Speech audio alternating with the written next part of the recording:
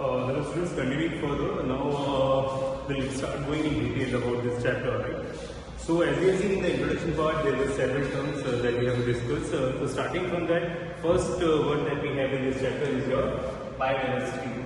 And it's not like I'll be dealing only with biodiversity, I'll be dealing with ecosystem also. So both of these we'll see together, and then we'll see and we'll try to relate them how they are related to each other.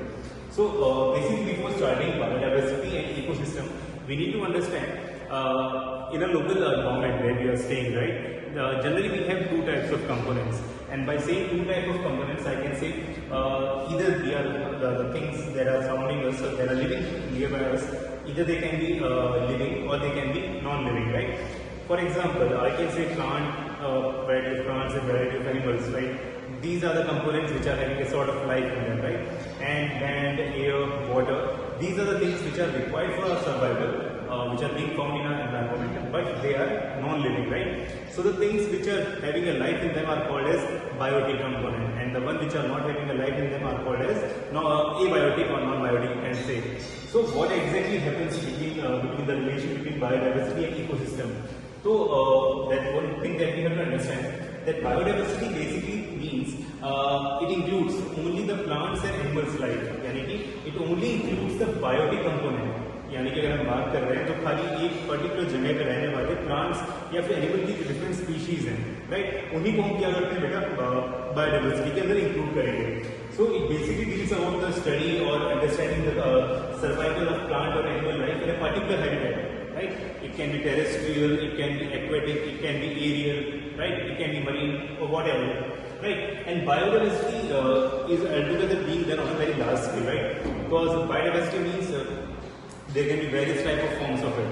Now, as far as ecosystem is concerned, it is nothing but a study of biotic plus abiotic components, where we have to consider like how the particular species, living species in an area, like whether they might be plants or animals, how they are living and how they are interacting with their environment. It means, or you can say, how the dependency occurs between the biotic and abiotic components. So again, I am telling, if I am saying biotic, it basically means plants and animal life, and abiotic basically means here again, you can say your land, your air, water. So it is nothing but the study, or you can say understanding the interaction that is occurring between the biotic and abiotic component, and it can be large or small also, right? For example, zoo also you can say, or you can say it is an artificial ecosystem, but if you have a sort of aquarium in your house where you have multiple species of fishes and all, that also will be included in the ecosystem, right? So biodiversity का एक छोटा सा part है आपका ecosystem. इस तरीके से आप समझ सकते हैं. Now the coming to the fact, अगर हम बायोडाइवर्सिटी जो हमारा मेन कंसर्न है इस बार इस चैप्टर के लिए, तो अगर हम उसकी बात करें तो बायोडाइवर्सिटी का बेसिक मतलब क्या होगा कि हमें पता लग गया कि it includes only the biotic component, यानी कि प्लांट्स या फिर एनिमल स्पीशीज है, प्लांट एनिमल स्पीशीज रहती है पर्टिकुलर जगह में, उनके बारे में पढ़ना. अब कहीं ना कहीं ये नेचुरल एनवायरमेंट में या फिर जनरल वर्ड जो हम कहते हैं फॉरेस्ट में लोगों में मिलते हैं. अब फॉरेस्ट में किस तरीके से रह रहे हैं और उनके होने के में फायदा क्या है और ना होने के में फायदा नुकसान क्या है, वो हमें समझना पड़ेगा. अब सबसे पहली बात तो ये है कि बायोडाइवर्सिटी जो है बहुत खतरे में है. इमेजिन करिए इस बात पे कि अगर आप एक फॉरेस्ट में एक पर्टिकुलर पेड़ को भी काटते हैं तो उसी पेड़ के ऊपर कहीं ना कहीं सारे आपके इंसेक्ट्स वगैरह रहेंगे, आपके बर्ड्स के नेस्ट वगैरह रहेंगे, कुछ अगर फ्रूट्स वगैरह रहेंगे that will be serving as food for the different type of species, right? तो अगर एक पेड़ के गिरने से कहीं ना कहीं आप कई सारी स्पीशीज के सर्वाइवल पे आप इम्पैक्ट डाल रहे हैं. That is the importance of a single tree that we can say, right? अब लॉस क्यों हो रहा है, तो सबसे पहले इसकी बात करेंगे बायोडाइवर्सिटी के खत्म होने के सबसे बड़े 3 मेन कारण कौन से हैं. तो first is your deforestation, then we have natural calamities, then we have third we have as a climate change.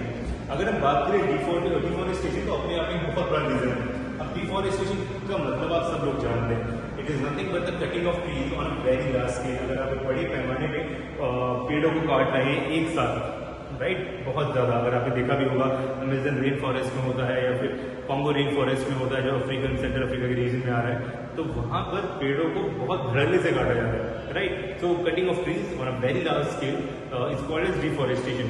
अब डिफॉरेस्टेशन के अंदर बात करें, डिफॉरेस्टेशन हो क्यों रहा है भाई? देखिए, सबसे पहली बात तो ये है कि हमारी जो अर्थ पे ह्यूमन पॉपुलेशन है ये लगातार बढ़ती ही चली जा रही है, राइट। अब अगर पॉपुलेशन बढ़ेगी, पॉपुलेशन बढ़ने के कारण क्या होगा, उनकी रिक्वायरमेंट्स बढ़ती जाएंगी।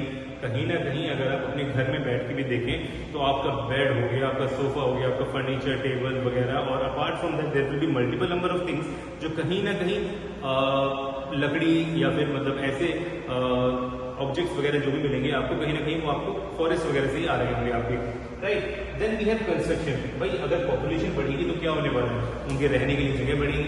अगर आप खुद देखें, आज से पहले अगर आप छोटे रहे होंगे 5 साल पहले, जो हम जिस लोकेलिटी में रहते हैं, कि पहले कुछ साल पहले वहाँ पे खेत हुआ करते थे, अब वहाँ पे कॉलोनीज बन रही हैं, घर बन रहे हैं, तो अल्टीमेटली हो क्या रहा है? It is nothing but we can say because of the growing population we are being forced to do more sort of construction, right? Now the third is very primary reason that we can say is fuel, कि कहीं ना कहीं आज के time में भी अगर हम भले ही बात कर रहे हैं, हम CNG पे जा रहे हैं, पेट्रोल वगैरह पे जाते हैं, हम कर तो रहे हैं, हम लोग इलेक्ट्रिसिटी भी यूज कर रहे हैं, but there are multiple number of places where still the wood is being used as a fuel, right. अब ये तो हो गए जो रीजंस हो गए इसके। अब इस रीजन के कारण नुकसान क्या क्या हो रहे हैं, नुकसान भी हम देख लेते हैं। सबसे पहली बड़ी बात तो ये आ रही है कि अगर आप पेड़ों को बड़े स्केल पे कट कर रहे हैं तो पेड़ क्या कर रहे हैं, कहीं कोई भी पेड़ होगा या कोई भी प्लांट होगा, उसके अंदर होने वाली है photosynthesis. Ultimately they will taking carbon dioxide and they will giving oxygen. अगर आप प्लांट्स का कंजप्शन, प्लांट्स को कट करते जा रहे हैं तो क्या होगा, कहीं ना कहीं कार्बन डाइऑक्साइड का लेवल बढ़ जाएगा, और जो ऑक्सीजन आपकी रिलीज होनी चाहिए जो कि वेरी क्रिटिकल है ह्यूमन सर्वाइवल के लिए, वो क्या होती जाएगी, कम। अब CO2 के इंक्रीज होने के कारण क्या हो रहा है, ग्लोबल वार्मिंग, अर्थ का टेम्परेचर धीरे धीरे इंक्रीज करता जा रहा है, राइट। अब ऑक्सीजन का लेवल भी कम होता जा रहा है। यहाँ पे कहानी भी आ गई है। अब बहुत सारी बड़ी दिक्कत यह आती है कि ड्रॉट जैसी कंडीशन में कुछ एरियाज जहाँ पे पहले फॉरेस्ट हुआ करते थे, कुछ एरिया ऐसे भी हो चुके हैं कि अल्टीमेटली डिफॉरेस्टेशन के कारण पानी की लेवल कम हो चुका है। जो वाटर वेपर का परसेंटेज है, वाटर वेपर के परसेंटेज कम होने के कारण अल्टीमेटली जो वाटर साइकिल है, जो प्रेसिपिटेशन वगैरह होता है हमारा, रेनफॉल या फ्रॉस्ट के फॉर्म में होना चाहिए, वो भी इम्पैक्ट में पड़ रहा है। तो कुछ एरिया ऐसे हैं जहाँ पे बारिश ही होनी बंद हो गई है, जैसे कि वहाँ पे कंडीशन आ जाती है ड्रॉट, सूखा जिसे हम लोग बोलते हैं, राइट। उसके अलावा फिर एक कुछ और सीन भी होते हैं, राइट, जो हम ह्यूमन के पर्सपेक्टिव से बात कर रहे हैं। अगर आप एनिमल्स के या एनिमल्स के पर्सपेक्टिव से बात करें तो आपने आए दिन देखा होगा कि कुछ ना कुछ न्यूज़ ऐसी आती रहती हैं कि एक बाघ था वो शहर में आ गया, एक चीते ने हमला कर दिया। तो कहीं ना कहीं कंस्ट्रक्शन वगैरह जो हो रहा है, तो इसके कारण जो एनिमल्स हैं जो आपके रह रहे हैं फॉरेस्ट वगैरह में, उनका हैबिटेट लॉस हो रहा है। सो again they are it's not like they are coming to human society, we have interfered in their habitat and that's why we are having this daily encounter वाला situation। तो ये हो गया आपका फर्स्ट रीजन था आपका deforestation. Now coming back to your second reason, that is your natural calamity. अगर natural calamity की बात करें तो ऐसा नहीं कि अगर बायोडाइवर्सिटी खत्म होती जा रही है, कहीं ना कहीं प्लांट या एनिमल लाइफ को इम्पैक्ट कर रहे हैं, that only humans are responsible. कुछ परसेंटेज नेचुरल कैलेमिटीज भी हैं, जैसे कि अगर आप देखें मॉनसून वगैरह में फ्लड्स वगैरह आने के चांसेस बहुत ज़्यादा रहते हैं। एंड अगर आप न्यूज़ वगैरह चेक करें तो होता ये है कि जो हिली एरियाज हैं वहाँ पे फ्लैश फ्लड की वार्निंग होती है। अचानक से बारिश ज़्यादा हो जाएगी, ज़्यादा मात्रा में पानी बह जाएगा, तो एक पर्टिकुलर एरिया में रहने वाले पेड़ वगैरह, मिट्टी वगैरह सब कुछ आपका बह के चला जाएगा, उसके कारण भी काफ़ी लॉस होता है। And third is your climate change. भाई कहीं ना कहीं सारे पॉइंट्स एक दूसरे पे डिपेंडेंट है। तो ग्रोइंग पॉपुलेशन के कारण, कंस्ट्रक्शन के कारण, फ्यूल का कंजम्पशन ज़्यादा होने के कारण आपकी CO2 की लेवल बहुत ज़्यादा बढ़ाई हो चुकी है, राइट। इसीलिए हम बोलते हैं कि हर साल जो गर्मी है वो थोड़ी बढ़ती जा रही है। अब उसके कारण पे क्या हो रहा है, कहीं ना कहीं आपकी जो वाटर साइकिल है इम्पैक्ट कर चुकी है, राइट। तो ये है आपका क्लाइमेट का चेंज, क्योंकि अब जहाँ पे आप रहते हैं, अगर अपने दादा से पूछें तो वो बताएंगे कि पहले इतनी गर्मी नहीं हुआ करती थी, पहले इतनी सर्दी नहीं हुआ करती थी। अब वो पूरा एक साइकिल जो है, पूरा पैटर्न क्या है वो डिस्टर्ब हो चुका है। तो कहीं ना कहीं रीजन उसकी ये है कि हमने उस पर्टिकुलर एरिया की बायोडाइवर्सिटी को चेंज किया है।